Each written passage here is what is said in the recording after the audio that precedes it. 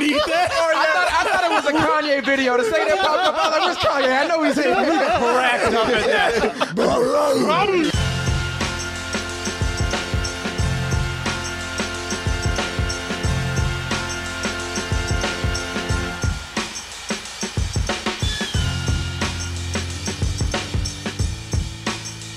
People, ladies and gentlemen, I'd like to introduce you to, I didn't know I was sitting in the company of such a lead, the true Arthurian expert here right now. Master's degree, doctorate, Yes. Look, it's not like I can quote Thomas Mallory or anything. But Martin, but I did name one of my children after a major character from King Arthur. I'm a fan of the work. You did. Of the legend. You did. I thought it was a video game character, but you did. You know, you actually educated me. Today we were trying to figure out what movies to see, because there were two movies showing on, not today, but yesterday, there were two movies showing on the same night.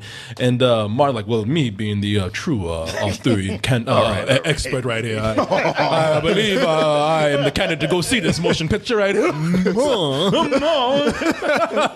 And Mark rolled up on a horse. Clunk. Got a double toasted flag. I have arrived at the cinema. Yes. He wasn't on a horse. It was him and this Negro with coconuts behind him. Hello. Whoa. But no, that's why I'm interested to hear your opinion.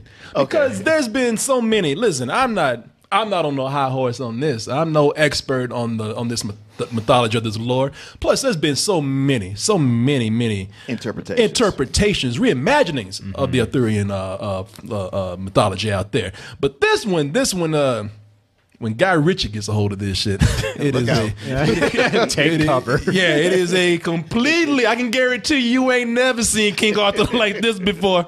I promise you. You felt it, didn't you? The power.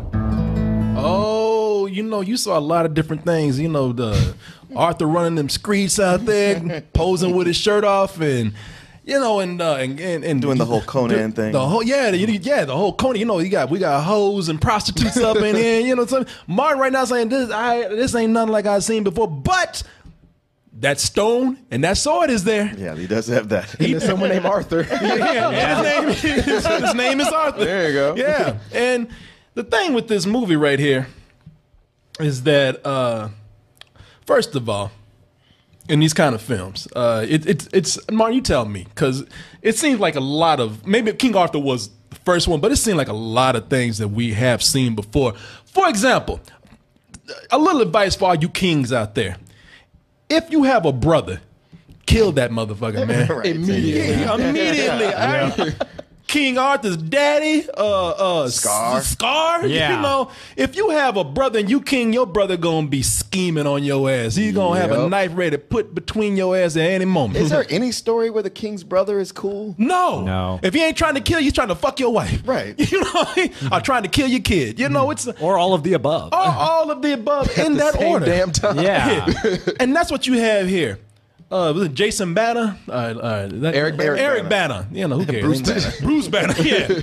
He not very much in the movie, but he is Arthur's father, and Jude Law, who is his brother, of course, is plotting against him because, hey, when brother and brother go at each other and Jude Law actually gets the upper hand, he thought that it's done. I won. Everything is cool. I'm running this motherfucker right here. But somebody comes on and is like, nah, man, nah. Mirror, mirror on the wall. I mean, I'm sorry, octopus women. What do I have to do? Octohoes, come here. To be the fairest of all. He really does. He talks to some calamari chicks in some water.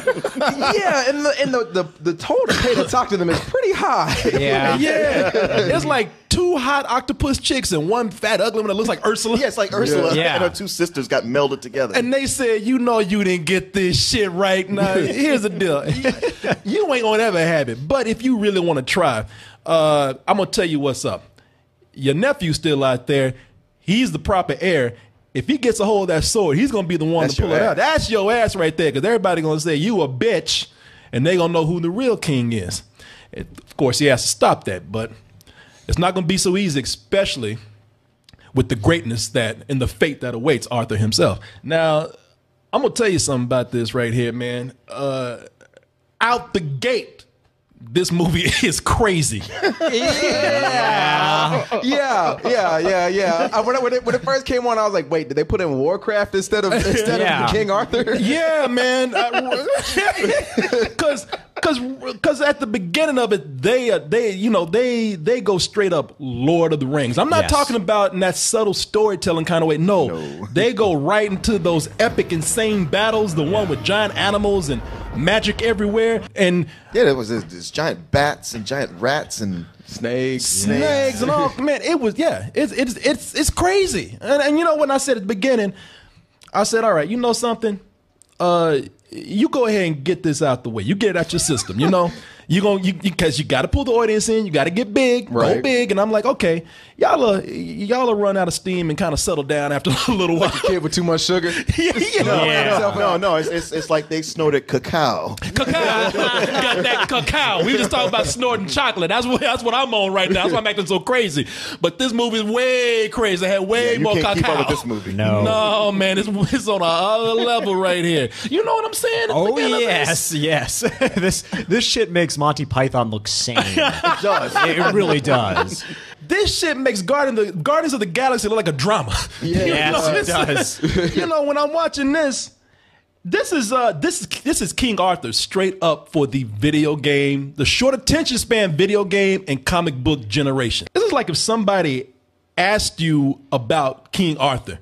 Tell me about King Arthur, and all you knew was that sword and that stone. Man, he's got this badass sword. He pulls from a stone. And then you tried to fill in the blanks with other shit like like Harry Potter, Marvel movies, and episodes of He-Man. I think Voldemort showed up for a moment, and Skeletor came out of nowhere. Yeah, it is so much more He-Man than it is King Arthur. It is crazy. I mean, the thing that is really kind of wild, that's making this wild, is Guy Ritchie and his style.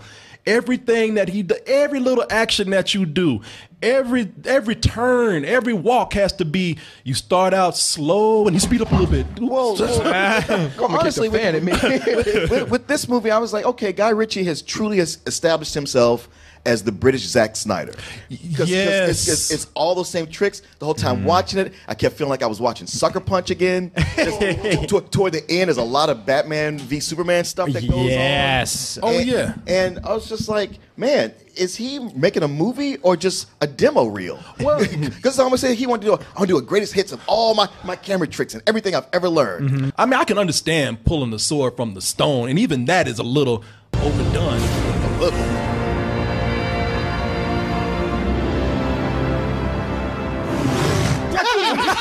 You didn't need that. I thought it was a Kanye video to say that popped up. I was like, where's Kanye? I know he's here. Cracked up at that. If you listen, it was a dog. And he's pulling the sword from the stone. David Beckham is there. Yeah. They got a fucking pit bull fight. Yeah, man. That dog is like, fuck yeah, bro. Do you really need to have this dog's jowls going in slow motion? I like it too, because that dog actually said, you know, and when he pulls it out, it is so over dramatic. Yeah, man. I have the power. Man, it really is some He-Man shit. Right when he pulled it up, I was expecting. As much as his shirt off is in this movie, I wouldn't be surprised if that happened. You could put He-Man and this shit side by side. Well, plus, this is an Excalibur with all kinds of powers. Yes. Much like He-Man. I mean, it's like Space Ghost with all the different things it could do. He could turn Super Saiyan with this thing. He blows up like a whole courtyard with just by swinging the sword around. Oh, yeah. I tell you what because I want to be fair with it. I tell you what I do like about it. I mean, with this, it's, he does make it his own. With this, you're not going to see any other King Arthur thing out there like that. And when I say he makes it his own, it's almost like an in joke. The Guy Ritchie trademarks that he's bringing in, because with this, he brings that British gangster shit up in here. These like soccer hooligans broke into a theater department, man. Oh my God. That's I was thinking, I had that exact same thought on my way over here. Yeah, man. Like, there's a part where he goes like, "You're taking the piss." I was like, I don't know if they said that back then. No, there's a lot of anachronistic colloquialisms. Everybody keeps calling Arthur, "Hey, boss." Yeah. Hey, boss. I'm like, you were not. Yeah, mate. No, mate. I don't think so. Yeah, you were not in the service of the king. You're connected. You pay off the soldiers like you're paying off crooked cops. You know, there's it just seems like it's a gangster film. I'm sorry. It's a real thumb at going like, hey, why does King Arthur have to be for the royals and the proper people? What about us East Enders? Let us have our own King Arthur. Yeah, Arthur. He's not that meek squire. That underdog, that that really meek guy that rose to power that we know from the traditional lore. No, he's not. No, hell no. He's like I said, he is a thug. Yep. He's running these streets. He's doing dirt out there for the people. Yeah. And that's the thing about it. He as I said it before, he's the thug with a heart of gold. Sure, because he's blonde and handsome. It's at a point where it is way too much attitude. Like you don't even feel for him because he's playing it too tough. Everything that he does, he's got attitude and he's got to say something. I'll be up all in everybody's face. And he's so confident about it. You never feel like he's in true peril. Yeah, exactly. You never feel like he's in danger at all. And you never feel like he's an underdog. Yeah. Well, plus you see what the sword can do. So if anything, it's just frustrating. It's like, well, dude, if you can do that, just do it all the time and settle this shit. He keeps getting Iron Fist disease though. Like he'll use it and be like, But you know something? One of the things I will not only give the movie credit for, but what's his name? Charlie Hunnam. I like him. He has even though the character doesn't feel like a character, it feels like a typical tough guy stereotype. It's funny. Charlie Hunnam is actually, I'll let you say this after this. Yeah. Charlie Hunnam is he is charismatic enough to pull it off, in my opinion. But there is no way that I am fighting.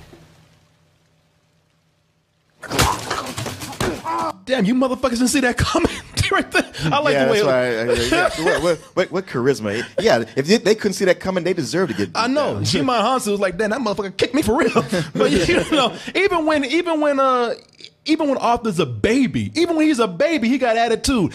Because they pull some Moses shit with him. The prostitutes find him they find him going down a little manger down the water. And when they pull back the coat on him, he's even looking at them like, what the fuck y'all looking at? When his parents are getting killed, he's still like, ain't gonna make me cry. Yeah, no crying, no reaching out for mom and dad. It's no emotion. All right. Yeah, no emotion, even as a baby. And there are people who are having fun with this. That's why I like Charlie Hunnam. I think at least he's having some fun with it, but not as much fun as Jude Law. He's got the villain role. The H&M king. Yeah. You talk about his fashion and everything. Yeah, he's wearing like blouses and fucking that Game of Thrones outfit that Cersei had when she blew up the tower. What are you doing? He was wearing those Corey Coleman shirts, man. That V-neck. He looked at me in the movie and I was like, my style is fit for a kid. What's the name? Vertigon? I don't know. Vertigo. I don't fucking know. Voldemort. But you know what? At least he's having fun with the material in here. And Jude Law, Jude Law's he's a professional. He shows up and he can actually, for a little bit, especially the role of a villain, I feel can elevate not a movie, but at least probably a role that if somebody had done it, it would have been cheesy and it would have been terrible. So what happens now? You know what happens now. You're quickly becoming a legend. He's like, if anybody needs me, I'll be at Nordstrom's buying a Corey shirt. but there's a lot going on here that I was riding with it, man. I was saying, all right, you know something? Good. I'm proud of you. I said, are you? I'm happy for you, rather, because I kept trying to find some entryway and I couldn't find it. But go ahead, you were riding with it. Well, no, I was. It's Guy Ritchie. You could tell he was having fun with it. It's nothing to take seriously. I was going along with a lot of this, and I mean, I was being very forgiving with a lot of things. I was trying not to hold my nose up at this. Sure. But then it started tipping over when they started to do some things like bring in multiculturalism. They start out first, and it starts out it's not great. I appreciate the first effort that they made. It's boring. You have a Merlin type character here who's simply known as the Mage, played by Astrid Bergheis Frisbee, but all she does, she has no personality except for when she makes her eyes go black and control animals in here. Yeah. And she had that Gal Gadot syndrome. You need to go and do this now. Yeah. I'm like, you can't act, ma'am. She's terrible in this. Yeah. And everything she says is like this, yeah. baby. she talks like my fiance. But she is like, what? Close your eyes. what do you see? I just think like, I don't see anything, but I hear a non-acting bitch right here. Yeah. I'm about to fall asleep. Yeah. I don't see anything, but I hear.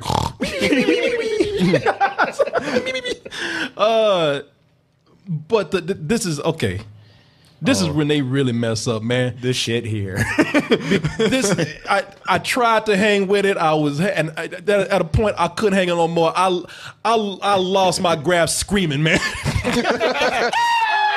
Like the end of Die Hard. Yeah. Because at this point, the shit descended into madness. Right. And it all started with the real multiculturalism. They have an Asian dude named George. George the Asian dude. Kung Fu Kenny. Yeah, there was a point in this movie where I turned to you and I said, man, this is a King Arthur movie with an Asian martial artist named George. And fuck this shit, man. And that's the thing about it, man. They try to do multiculturalism. They do the girl bad just by making her boring. But George, they just make a straight up stereotype. Yeah, they do. George comes into London and he teaches the whole city. He is one Asian dude, and he's got classes at the strip mall and shit.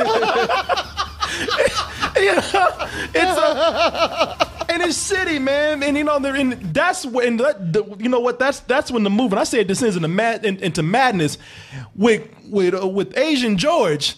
That's where the movie just lost his fucking mind because the bad guys they wander into Asian George's block, and when they get over there, everybody just starts, like the song says, start kung fu fighting. What the fuck?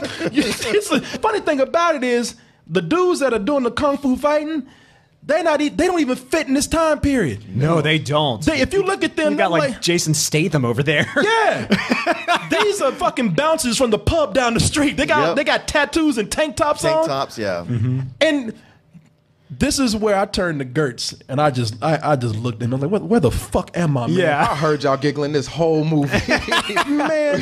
Because I almost respected for this. And in that same scene where they start doing kung fu fighting, Charlie Hunnam looks at everything going on, jumps out into the fray, and goes Super Saiyan on everybody, man. This shit turns into Dragon Ball Z. No bullshit. You know, he's moving all in slow motion and shit. This is some Mortal Kombat shit that's happening right here.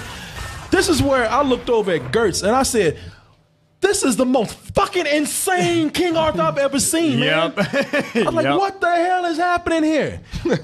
Dude, my favorite thing about that scene, because it was like, you got all this action going on and all this music swelling up, and then it ends, and then all you hear is one guy, like the theater's silent, and somebody goes, I'm like, oh. That's some Simpson shit, man. I cracked up laughing. Everything is done in these quick edits, because that's the thing with it. It gets to a point where they tell you, like, if you still think you in a King Arthur movie, you better think again, because this is something into Dante's Inferno. Oh yeah, it is something completely different, and some of this could actually be pretty cool. Look, like I said, I'm not hardcore about it. There have been so many different versions of King Arthur out there. My favorite is the Disney version, Sword in the Stone, which is an animated family comedy. You know, so I'm not one to complain about somebody going in and turning this into a crazy ass Dragon Ball Z superhero movie. I don't care. But if you're gonna tell a story, tell the story. Let the narrative tell itself. Guy Ritchie is his own worst enemy, man. Of course. Him and his editor. They do tons of drugs before they enter that editing bay, and then they just lose their shit. Everything. There are so many moments. Tell the goddamn story. There are so many moments here where he thinks he's being clever, but they do this about 5 times in the movie where they will they'll start describing something. Yes. And as they're describing it, they'll flash back or flash into the action while they're talking about it. And it's just kind of like, just let it show, man. Yeah. And all of it's done through that Guy Ritchie quick cut, fast forward, slow down visual technique that he does. Zoom in, zoom out. Zoom in and zoom out. Yeah. But yeah, I mean, it's kind of him, because he did this in Lock, Stock, and Snatch. So like, he's trying to recap and do that thing that he was successful with in his earlier movies. There's a cool sequence where he has to go to an island, and he has to go do like a dark reflection or something. Yeah, it's like a rite of passage. Yeah, almost. Improve himself going to this dark island, and you want to see what's happening. And instead of just showing you going through these trials, they keep talking about, oh, do you think you can fight that giant rat? And they cut to a giant rat for a little bit. Yeah. Oh, what about that bat? You know, that bat, like, hello, you know, and they just move on. Tell the fucking story, and man. The whole time they're showing that montage, there's some sloppy ass CG. Yes, there is. CG and sloppy editing, and yet they spend time on stuff that means nothing. It's ridiculous. You know that phrase, show don't tell? He shows and tells, but does it out of order. So you don't know what the fuck is happening. Yeah. It's really confusing. I've never seen a movie with such a simple story be this confusing. Right. And something this frantic be this boring. Yeah, and, you know, I'll close with this. At the end, I mean, right when you think it couldn't get any crazier, It turns into God of War. seriously, at the end, I mean, Guy Ritchie just made a cocktail out this movie. He put that shit in a blender. Oh, yeah. And put that motherfucker on high speed and didn't give a fuck what entered the movie. You couldn't tell anything that was happening at the end. I'm gonna tell you, they with no explanation at the end of this movie, a giant snake and Skeletor show up, and they don't give any explanation. Like they give kind of explanation for one, but it still don't make no fucking sense. It doesn't. I was like, you know what? I don't know whether I applaud you on having the nerve, not the balls, but the nerve to do something like this. But yeah, man.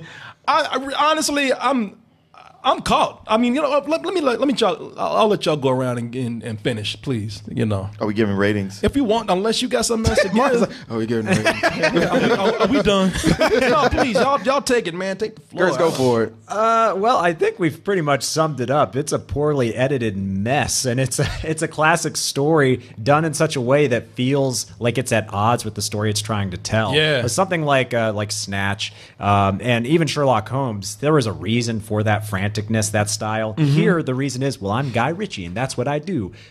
Fuck you, dude. Tell a story and focus on telling it well. Really, the only thing I can say about it as a positive is that when we touched on this, some of the actors are really trying. They're just not given a whole lot of material to work with. There's no reason to see it. It's some old bullshit. All right, go ahead. Well, yeah. I mean, as a King Arthur adaptation, it's a piece of shit.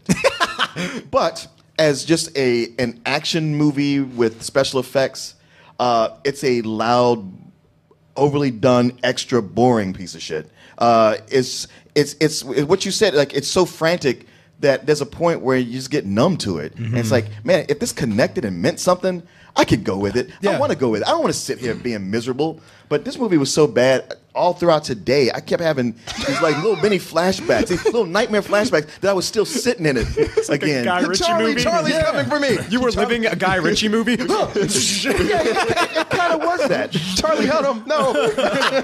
I mean, like I said, it was just way too Zack Snyder for me. I really felt like I was watching Sucker Punch all over again. Yeah. And you felt like you were being sucker punched the whole time. Yeah, man. That's to me. There's nothing really enjoyable in this. And as much as I appreciate what those two guys were trying to do, those two actors, it ain't enough to take it out of the fuck you zone. Okay, fuck you. Wow, fuck you. Okay, I think I'm in the same boat you are. I'm kind of caught. With this movie, man, it is chaos on film. I don't really know how to describe it to somebody. Like if they wanted to see the movie and like, oh, you know, what is it about? Yeah, I couldn't tell you. It's about some man that went hit up the mall and decided to go back in time and fight with a sword that has wind powers. It's just so weird and it's baffling. It confuses me as to how this got made. And Guy Ritchie said this is supposed to be the first of 6 movies. So yeah, that hurts me too.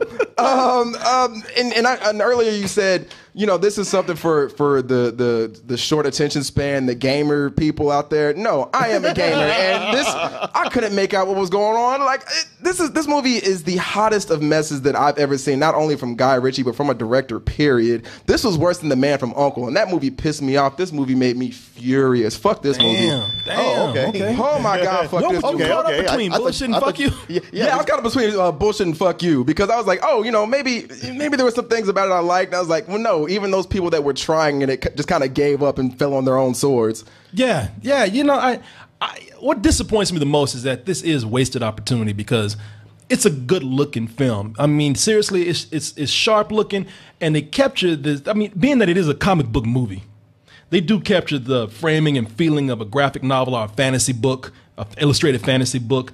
Those grays are beautiful in there, so that when costumes, brightly colored costumes come out, or some light, or some bits of color come out, those things really pop. You know, it's a lot of things going right with this. If only Guy Ritchie wasn't in there losing his shit. Yeah. As far as just talking about doing 6 movies, what the fuck can you do? You didn't make sense with one. Well, I mean, he's trying to do all these British icons, King Arthur and Sherlock Holmes, and who are, you know, maybe the next one is Danger Mouse. Yeah.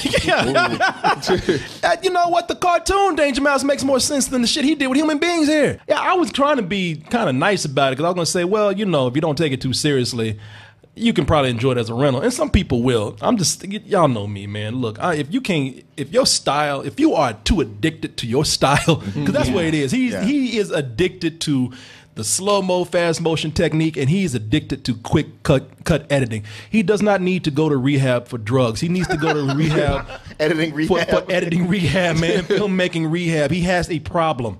I'm telling you this right now.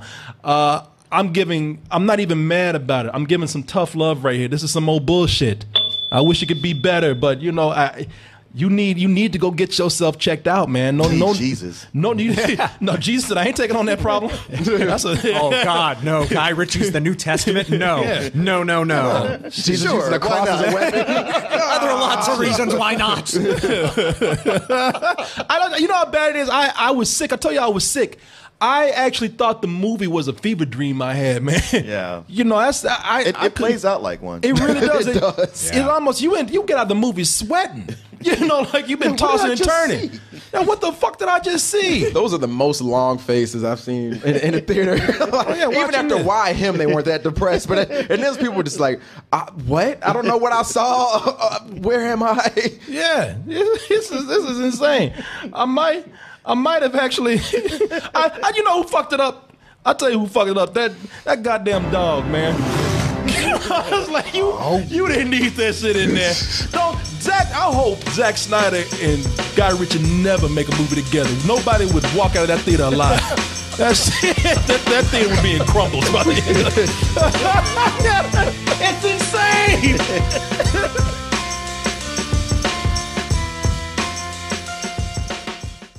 Gamefly brings to your house, to you, over 8,000 new releases and classics that are available to rent, or you can buy them for almost every system out there, current and some old systems. Like I said, man, I've been trying to put my GameCube back to work for years. Gamefly is giving me an excuse to do that. And you can even try 30 days for free by typing in gameflyoffer.com/double toasted.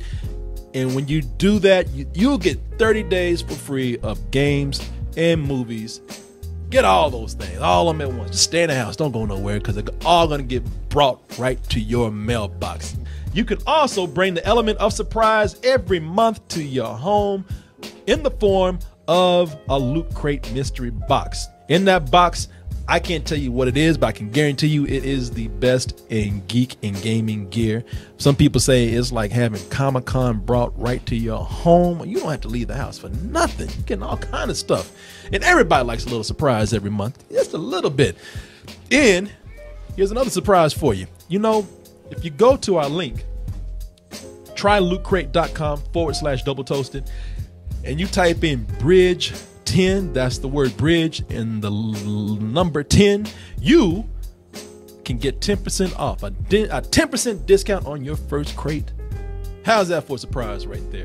Loot Crate, bring the mystery and the surprise to your mailbox once a month with Loot Crate. Hey everyone, thanks for watching, and be sure to subscribe to our channel and go over to our home, doubletoasted.com, for more videos and live streams. And remember, stay toasty.